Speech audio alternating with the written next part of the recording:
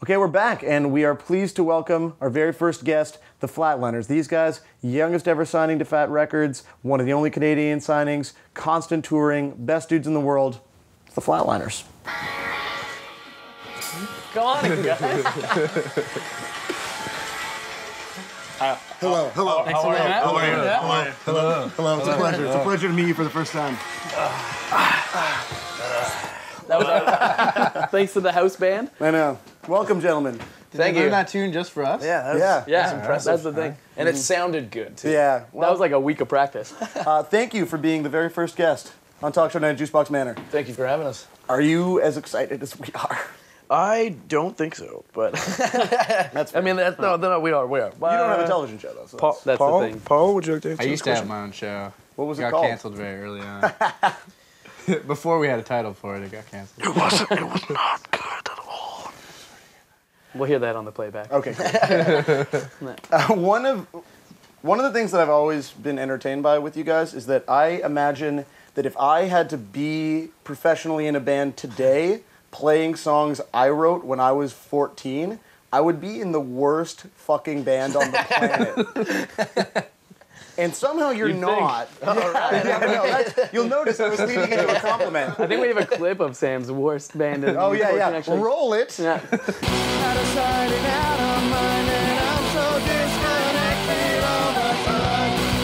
First of all, you aren't awful. Hey. Second of all, though, I wonder if that's ever difficult for you, coming in and playing like Fred's Got Slacks for the millionth time and being like, I'm in my 20s now. You should see us play it at practice. It's fucking ridiculous. At shows it's cool because everyone, like usually people are asking for like the old, like that song in particular and like some other old songs that we like usually play anyways. But yeah, at practice it's a whole other song, man. You want to get that? Pizza brand, pizza. You want to get that, Hollywood?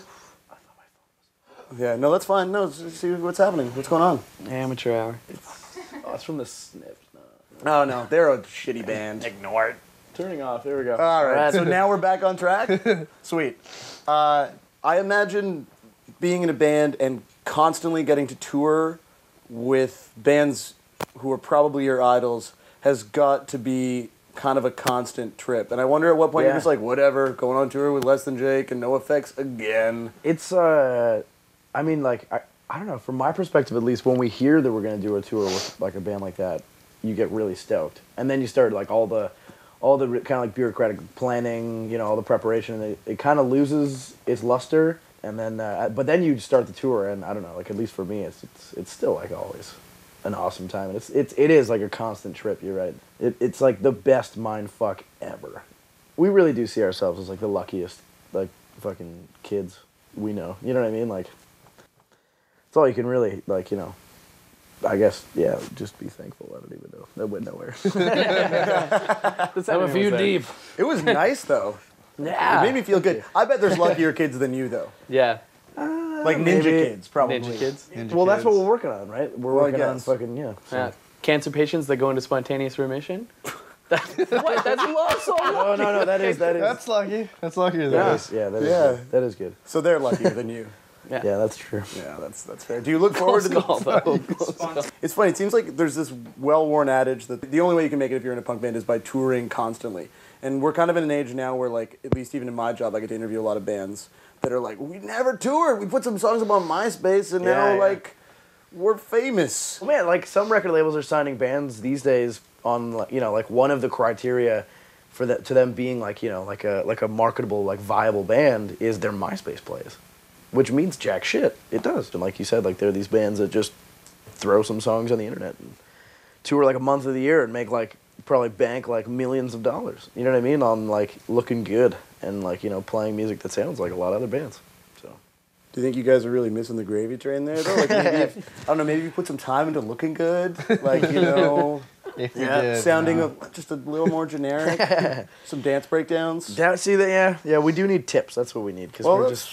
Justin and I are here. The next section. Let's throw to the makeover. And roll makeover. Yeah, I like All it is just making you look like We Are the Kings. Or It's just eyeliner. See, that's what I'm saying. Like bands like that. Like I heard of that band. I saw photos of them. That was the first like way I heard about them. Was We the Kings. Like who are these guys? You know what I mean? Oh man, it's confusing, man. It's very strange. It's very strange.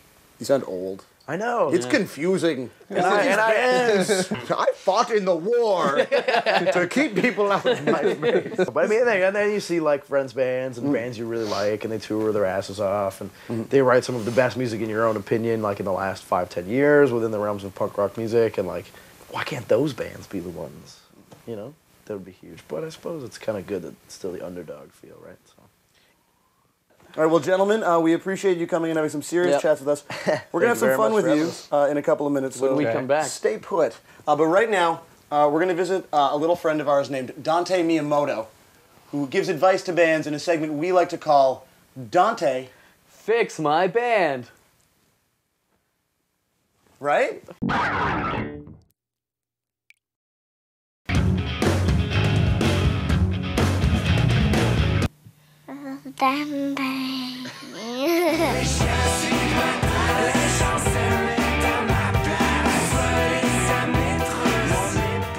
We're Malajube, and we have a little question for our friend Dante. We want to know how we can convince our bass player Mathieu to stop putting like ink in his skin and get tattoos all over his body, because his mom is not proud. He's starting to look like a bug or a weird insect. Yeah. So Dante, Fix my band, please.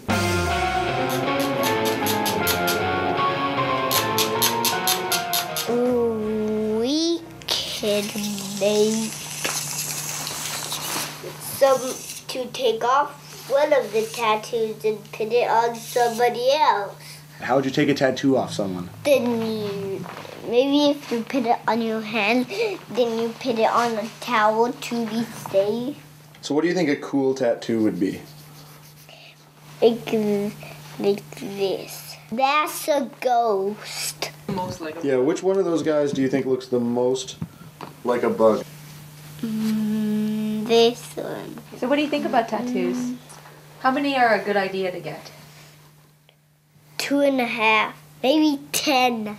Yeah? Why 10? Because you can get one here, or here, here, or here.